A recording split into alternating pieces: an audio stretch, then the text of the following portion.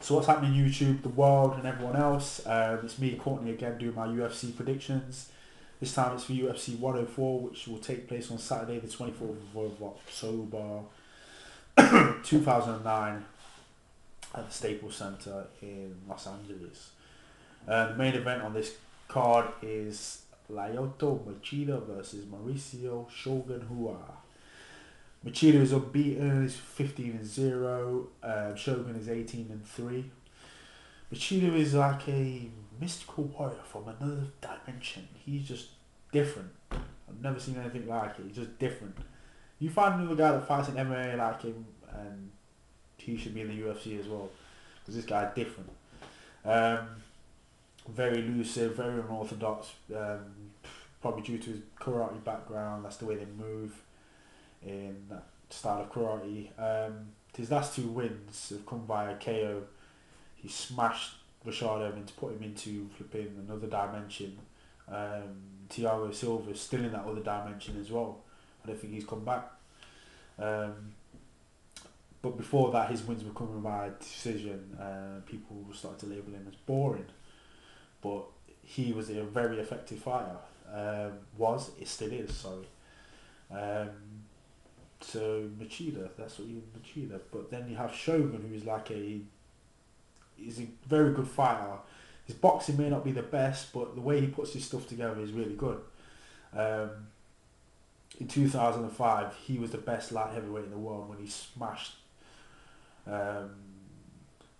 Rampage Jackson, Arona, Overeem, and Antonio Rogerio Nogueira. He smashed all of them. And his style is very different. He'll mix his kicks up. He'll do not unorthodox kicks, but like spinning, flying kicks, and I like that stuff. Yeah. His last two wins came via TKO. His last fight he beat Chuck Liddell, which was a good win for him, and actually put him away. Before that, he couldn't put away Mark Coleman convincingly. He gassed her, I think. So I wasn't very impressed, but it's good. And I think people are going to say Machida is going to win easily. I don't think so, because I think even though Shogun's not fought anyone great, I still think he's going to win the chance. Not as I don't think he's down as many people put him. But for this fight anyway, I'm going to go way out there. Pick Shogun to win via TKO. Yeah, you laugh all you want. For this next fight is Ben Rothwell, who's 30-6 versus Cain Velasquez, who's 6-0. Ben Rothwell is a very experienced fighter. He's a big guy as well, 6'4". He had a 30 before not his last fight. The fight before he fought Andrei Arlovski. Andrei Arlovski couldn't put him away properly, even though it comes up as a KO. I don't think I was watching the fight and he was hitting him. He was still standing. I might not have watched all the fight though. But yeah, previous to that, he had a 13-fight win streak. In that win streak, he beat Krzysztof Szusinski twice, Rico Rodriguez, and Roy Big Country Nelson. So he's got a lot of experience, a very good fighter. Cain Velasquez, on the other hand, is a young up-and-comer, 6-0.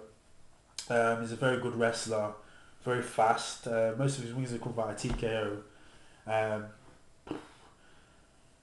But in his last fight against Czech Congo, he got dropped twice. And I think he kept taking Congo down, and I reckon if Congo would have used some submissions, which he still doesn't, I reckon he probably could have submitted him. And before that fight, he fought Denis Stojnic, and he couldn't put him away, and he was very disappointed with his performance there as well. But for this fight, I'm going with Ben Rothwell, because I think he's fought the better caliber fighter, and I'm thinking he's got what it takes to beat Cain Velasquez, and I think it would be via decision. Next fight on the card is Josh Neer versus Gleason Tebow. Josh Neer is 25-8-1. Gleason T-Bar is 19-6. Josh Neer is a very solid guy. I like this guy. Gritty, very experienced. Will go for stuff. He lost his last fight against Kurt Pellegrino. I thought Kurt Pellegrino would be the one going for the submissions, but it wasn't. He was near going for the submissions. And Kurt Pellegrino went back to his base and just out wrestled him basically, or not out wrestled him, but just kept him on his back and hitting him. But I still like Josh Neer, and I think he's a very good fighter. Gleason T-Bar is a BJJ black belt. Fights out of American Top Team. His last fight was against Melvin Gillard, and he lost, which I was a bit shocked about, because can you not coax Melvin Gillard into the floor and get him to the ground? But he tends to gas later in the rounds. Gleason T-Bar does. This guy's huge and he makes lightweight. Whatever Slim Fast or Weight Watchers program he's on, get me on it as well. Then I can make weight any weight, any day. But yeah, but I think Josh Neer is going to motor through him and he's going to beat him up, I reckon. Josh Neer will win this fight via decision or TKO. So I'm picking Josh Neer for that fight. Next fight on the card is Spencer the King Fisher versus Joe Daddy Stevenson. Spencer Fisher is 23-4. Joe Daddy is 30-10. Spencer Fisher is very good. He's similar to Josh Neer. He's a very good fighter. Very experienced. Likes to throw his mixed up his strides, spinning back fist, flying knees. He's on a 3-fight win streak at the minute, and his last fight he beat Karo Uno, which is no slouch.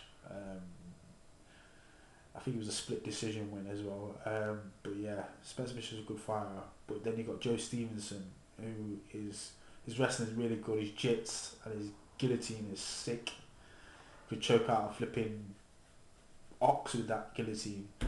And I think he's moved to training at Greg Jackson's camp as well. And his losses only seem to come against top 10 guys. He doesn't really lose to any. Well, recently he's not really lost to anybody outside the top 10 really. His last fight against Nate Diaz was a really good fight. I like that fight. This is my own terminology. I call it a scramblers fight because there's a lot of groundwork, scrambles and whatever. But I thought that was a really good fight. But for this fight, again, I'm going to pick Joe Stevenson. I'm going to pick him to win via guillotine, probably late in the second round. Next on the card is Anthony Rumble Johnson versus Yukihiro Yoshida. Anthony Johnson is 7-2. Yoshida is 11-3. Johnson is one big guy. I don't know how he makes welterweight. Jeez, I'd hate to fight him, boy. He's got solid wrestling. His hands and feet, the striking is very good. He hits very hard, very hard. As Kevin the Eye Poker Burns found out the last time they fought. His last win was against Luigi Fioravante. He sent him out of the UFC actually. But yeah, Johnson's a very solid fighter. I'm not too sure about his submission skills. Yoshida, I'm not sure, but I think he's got a judo black belt. Most of his wins are by decision. I'm not really impressed with him. I thought he was going to be better than he was. His last fight he beat Brandon Wolf, and the fight previous to that he got knocked out by Josh Koscheck. But I see Johnson running through him like a steam train and just knocking the hell out of him.